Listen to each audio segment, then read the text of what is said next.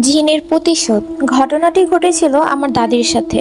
আমার দাদা ছিলেন একজন ওঝা টাইপের লোক। তিনি জিন তাড়াতে পারতেন। তিনি যখনই জিন তাড়াতে বাড়ির বাইরে যেতেন, তখনই তিনি শক্ত করে বাড়ি বন্ধক দিয়ে যেতেন, এবং সেই দিনটা আমাদের বাড়ি থেকে বের হওয়াটা পুরোই নিষেধ ছিল।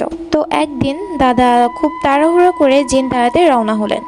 সেদিন তিনি বাড়ি বন্ধক দিতে ভুলে যান। তিনি যেই বাসায় জিন তাড়াতে গিয়েছিলেন, সেই বাসায় পৌঁছাতে পৌঁছাতে তার প্রায় 8টা 9টা বেজে যায়। তিনি অনেক সাধনা করে একসময় জিনটাকে পরাজিত করেন, এবং জিনটা যাকে ভর করেছিল তার দেহ থেকে জিনটাকে ছাড়িয়ে দেন।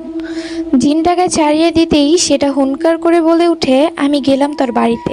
তো দাদা উত্তর দিলেন, যা, তুই যা পারিস তাই কর। কিন্তু সাথে সাথে দাদার খেয়াল হলো যে তিনি আজকে তাড়াহুড়ো করে বাড়ি থেকে বেরিয়েছে, বাড়ি বন্ধক দিতে সে ভুলে গিয়েছে। এর মধ্যেই জিনটা দাদার বাড়িতে এসে দাদার রূপ ও কণ্ঠ নিয়ে ঘরের বাইরে দাঁড়িয়ে দাদিকে ডাক দিলেন, জমিনা, বদনাটা নিয়ে আসো তো। দাদি ভাবলেন দাদা হয়তো টয়লেটে যাবেন। গ্রামের টয়লেটগুলো বাড়ি থেকে একটু দূরেই হয়ে থাকে।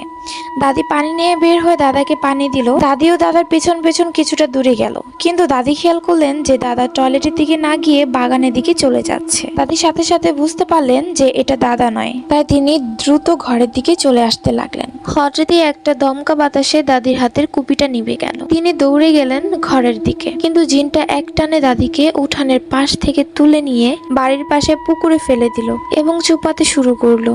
তখন বাড়িতে আমার ফুপি এবং ফুপা ছিলেন। দাদি বিপদের মুহূর্তে মাত্র একবার বড় ফুপির নাম ধরে ডাক দিতে পেরেছিলেন। তিনি আকলিমা বলে ডাক দেন, এবং সৌভাগ্যবশত সেই ডাকটা আমার ফুপ্পির কানে পৌঁছায়। আমার ফুপ্পি এবং ফুপ্পা দৌড়ে এসে দেখেন দাদি পুকুরের মাঝে অজ্ঞান অবস্থায় পড়ে আছে। এরপর তারা দাদিকে দ্রুত উদ্ধার করে ঘরে নিয়ে যান এবং সেবা চিকিৎসা করে দাদিকে। তবে ঘটনাটা এখানে শেষ হলেই হয়তোবা ভালো হতো, কিন্তু না, ঘটনাটা এখানেই শেষ নয়। তো যাই হোক, এরপর থেকে দাদি প্রায় ভয়ঙ্কর স্বপ্ন দেখতে লাগলেন। দাদা তাই আমাদের পুরো বাড়ি শিক দিয়ে দেন, এবং সন্ধ্যার পরে কারোর বাড়ির বাইরে যাওয়ার নিষিদ্ধ করে দেওয়া হয়।